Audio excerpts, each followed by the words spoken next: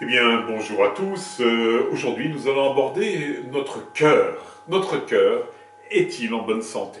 Alors que l'on soit vegan, végétarien, végétalien, accro à la côte de bœuf, que l'on mange bio ou fast-food, le problème reste le même. La pollution vient du dedans de nous et non pas du dehors. C'est ce que nous apprend Jésus dans Marc au chapitre 7 du verset 14 au verset 23. Voyons ensemble. Jésus dit à ses disciples, « Êtes-vous donc sans intelligence, vous aussi? Ne comprenez-vous pas que tout ce qui entre dans l'homme en venant du dehors ne peut pas le rendre impur, parce que cela n'entre pas dans son cœur, mais dans son ventre pour être éliminé. » C'est ainsi que Jésus déclarait purs tous les aliments. Il leur dit encore, « Ce qui sort de l'homme, c'est cela qui le rend impur.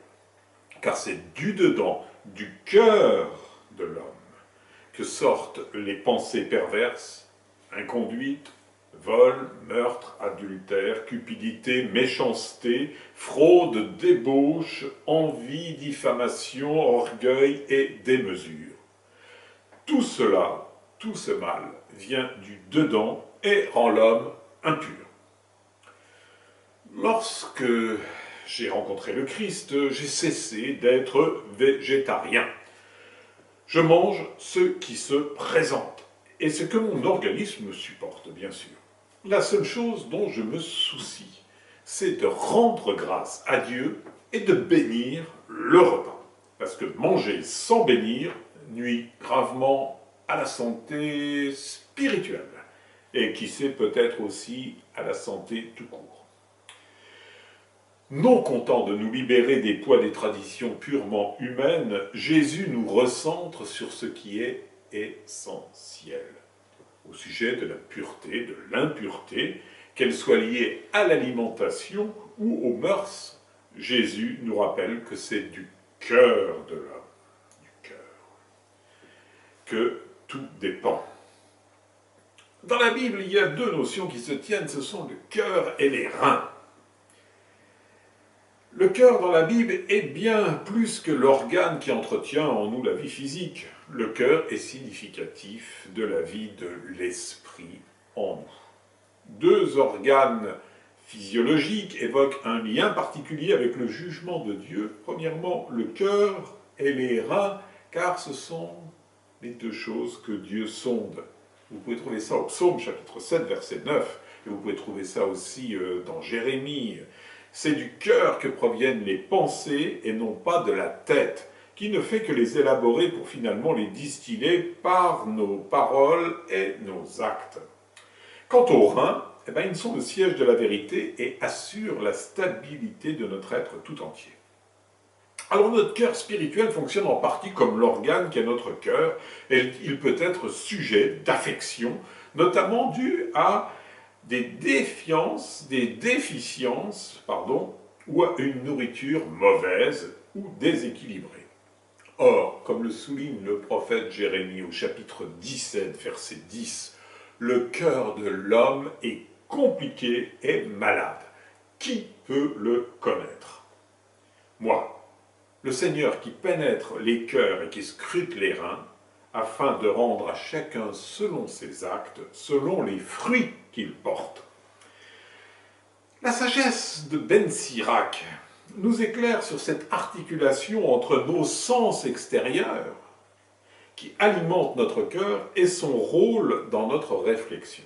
Je vous cite Siracide, chapitre 17, versets 5 et 7.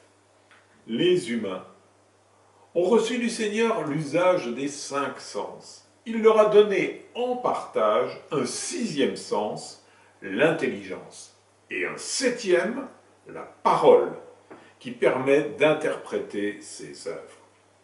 Aux humains, il a donné du jugement, une langue, des yeux, des oreilles et un cœur pour réfléchir. Il les a remplis de savoir et d'intelligence, il leur a fait connaître le bien et le mal. » Alors, il y a des nourritures terrestres qui nous arrivent. Les plus rudimentaires, bien sûr, entrent par la bouche. Les plus subtiles Les nourritures subtiles entrent par les yeux et les oreilles. Bon, les premières, les plus rudimentaires qui entrent par notre bouche se transforment et sont ensuite éliminées.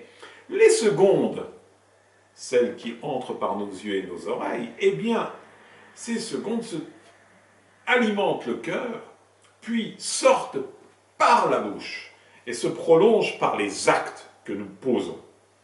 Si c'est l'esprit du monde, la chair, qui nourrit le cœur, Jésus nous dit clairement que ce qui va en jaillir, ce seront les fameux fruits de la chair. Inconduite, vol, meurtre, adultère, cupidité, méchanceté, fraude, débauche, envie, diffamation, orgueil et démesure, tout ce qui entraîne l'homme dans une vie de catastrophe. À ce régime, le cœur devient froid et il se bouche, comme celui des disciples que l'on trouve dans Marc au chapitre 6, verset 52. Nous avons vu les nourritures terrestres, voyons maintenant les nourritures célestes.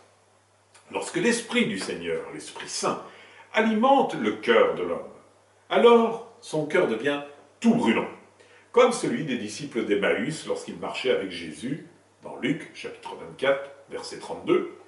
Et alors ils portent le fruit de l'Esprit, qui est amour, joie, paix, patience, bonté, bienveillance, fidélité, douceur et maîtrise de soi. Les fruits que l'on trouve dans l'Épître aux Galates, au chapitre 5, versets 22 et 23.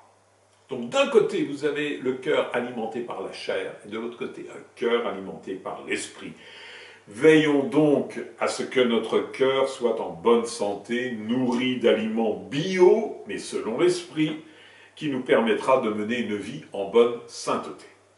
Et si notre cœur est malade, eh bien n'oublions pas d'aller nous faire soigner en demandant aux médecins de nos âmes, nous pouvons les consulter dans tous les bons confessionnaux, de créer en nous un cœur pur, comme le demande David dans le psaume 50 au verset 12. Voilà. Eh bien écoutez, je vous propose 3 sujets de méditation pour approfondir la notion de cœur. Premièrement, faisons par la méditation un check-up de l'état de notre cœur. Dans quel état est-il ? Deuxièmement, quelles pensées en jaillissent spontanément ? Est-ce que ce sont des pensées d'amertume, des pensées noires, des pensées pessimistes ? Est-ce qu'on voit tout de travers ? Troisièmement, laissons-nous recréer un cœur pur en allant nous confesser.